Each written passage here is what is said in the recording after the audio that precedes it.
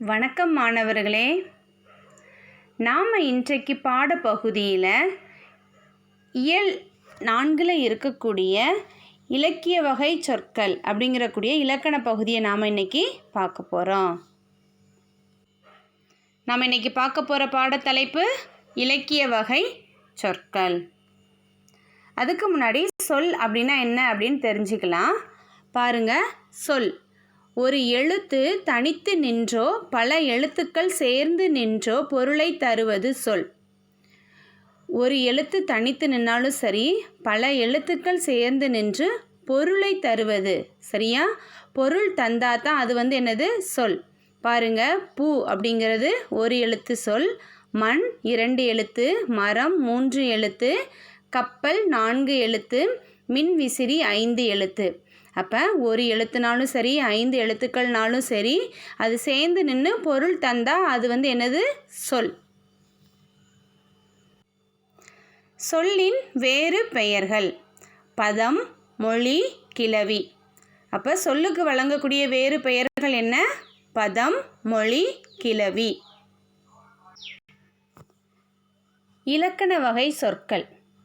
சொற்களை இலக்கண வகை சொற்கள் சொல்லுவாங்க, இலக்கிய வகை சொற்கள் சொல்லுவாங்க. நாம் இப்போ இலக்கண வகை சொற்களை தெரிஞ்சுக்க போகிறீங்க. இது முந்தைய வகுப்புலேயே நீங்கள் தெரிஞ்சிருப்பீங்க. பெயர் சொல், வினைச்சொல், இடைச்சொல், உரிச்சொல், இந்த 4ம் இலக்கண வகை சொற்கள், சரியா? இலக்கண முறைப்படி உள்ள இந்த 4மே இலக்கண வகை சொற்கள். பெயர் சொல், வினைச்சொல், இடைச்சொல், உரிச்சொல். பெயர் சொல்லுக்கு எடுத்துக்காட்டு பாருங்க: கண்ணன், வள்ளி. வினைச்சொல்லுக்கு வந்தான், போனாள்.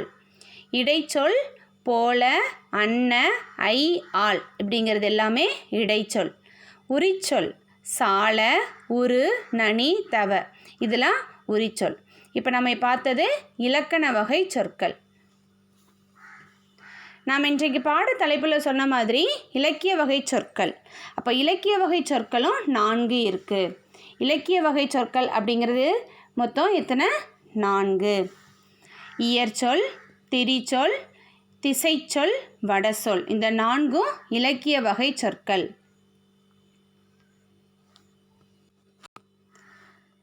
நாம் இப்போ இயற்சொல் பார்க்க போகிறோம். இயற்சொல் அப்படின்னா எளிதில் பொருள் விளங்கும் வகையில் அமைந்த சொற்கள் இயற்சொற்கள் எனப்படும். எல்லாருக்குமே பொருள் எளிமையாக விளங்கும்படியாக அமைஞ்ச சொற்கள் இயற்சொற்கள்.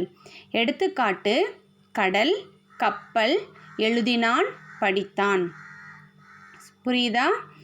எளிதில் பொருள் விளங்கும் வகையில் அமைந்த சொற்கள் இயற்சொற்கள். இயற்சொற்கள் 4 வகைகளில் வருமா? அது என்னெல்லாம் பாருங்க: பெயர் இயற்சொல், வினை இயற்சொல், இடை இயற்சொல், உரி இயற்சொல். பெயர் இயற்சொல்னா பாருங்க, பெயர் இருக்கணும். மண், பொன், சரியா? இது ஒரு பெயர். அப்போ பெயர், இது பெயர் இயற்சொல்.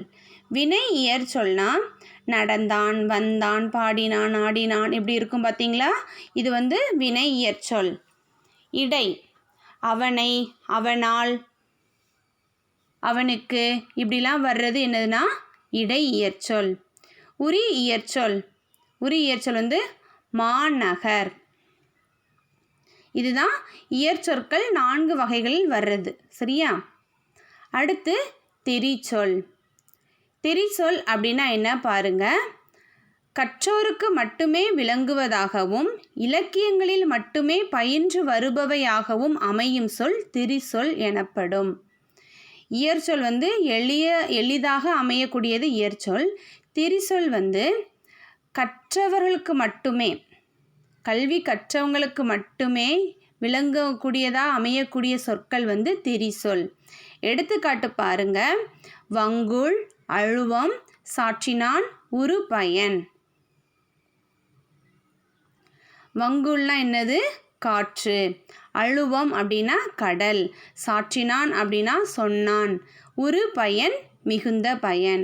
இப்படி கல்வி கற்றவங்களுக்கு மட்டுமே தெரியக்கூடியதா, விளங்கக்கூடியதா, புரியக்கூடியதா அமையக்கூடிய சொற்கள் திரி சொற்கள். புரியுதா? திரி சொற்கள்லாம் கல்வி கற்றவங்களுக்கு மட்டும் புரிகிற மாதிரியான சொற்கள் திரிசொல். இந்த திரிசொல்லும் 4 வகைகளில் வரும். பெயர் திரிசொல், வினை திரிசொல், இடை திரிசொல், உரி திரிசொல். புரியுதா? இப்போ பெயர் திரிசொலுக்கு எடுத்துக்காட்டு அழுவம், வங்கம். வினை திரிசொல் இயம்பினான், பயின்றான். இடை திரிசொல் அன்ன, மான. உரி திரிசொல் கூர், களி.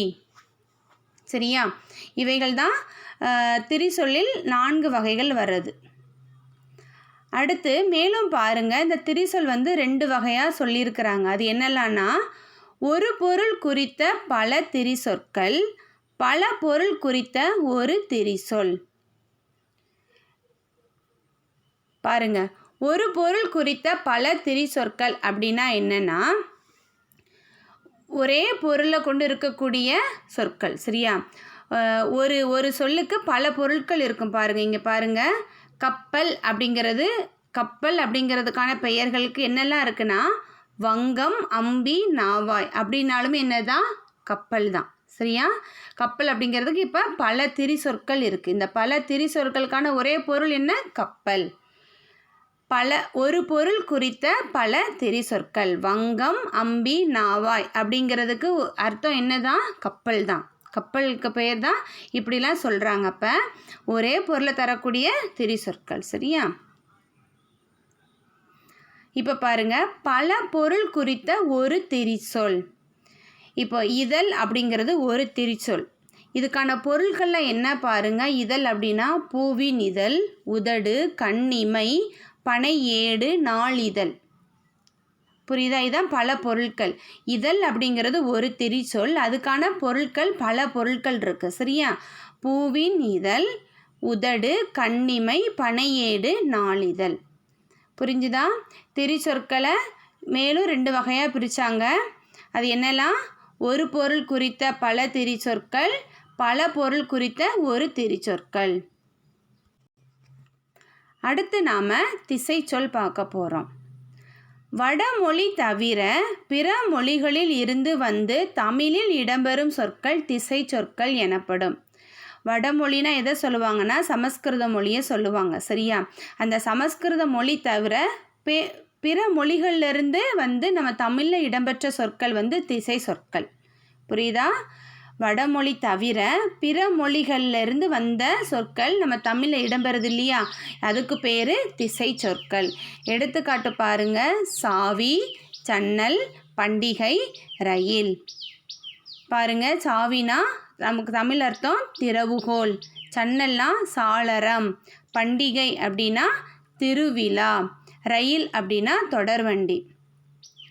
இப்போ இந்த சன்னல் அப்படிங்கிறது போர்த்துகீசிய சொல், சாவி அப்படிங்கிறது அதுவும் போர்த்துகீசிய சொல், பண்டிகை இது பிறமொழி சொல், ரயில் அப்படிங்கிறது ஆங்கில சொல். புரியுதா? அப்போ வடமொழி தவிர பிற மொழியிலிருந்து வந்து நம்ம தமிழில் இடம்பெற்ற சொற்கள் என்னது? திசை சொல். மேலும் முற்காலத்தில் பாண்டி நாட்டை தவிர தமிழ்நாட்டின் பிற பகுதிகளில் வழங்கிய கேணி, பெற்றம் போன்ற சொற்களையும் திசை சொற்கள் என்றே வழங்கினர். பாண்டி நாடு 3 நாடுகளாக இருந்துச்சு இல்லையா, சேர நாடு, சோழ நாடு, பாண்டிய நாடு. இந்த பாண்டிய நாட்டில் தவிர மீதி சேர நாடு, சோழ நாட்டிலலாம் என்ன சொல்லியிருக்காங்கன்னா, கேணி, பெற்றம் அப்படிங்கிற சொற்கள் என்ன செஞ்சுருக்காங்க? பயன்படுத்தியிருக்காங்க. இதுவும் தமிழ் சொற்கள் கிடையாதுன்னு சொல்லியிருக்கிறாங்க. கேணி அப்படிங்கிறதுக்கான தமிழ் சொல் கிணறு, பெற்றம் அப்படிங்கிறதுக்கான தமிழ் சொல் பசு. அப்போ பாண்டிய நாட்டில் தான் என்ன செஞ்சுருக்கிறாங்கன்னா தமிழ் சொற்களை பயன்படுத்தி இருக்கிறாங்க. மற்ற நாடுகளில் என்ன செஞ்சுருக்காங்க? பிற மொழிகள் அப்போவே கலந்து இருந்திருக்குது. சரியா? அடுத்து வடசொல்.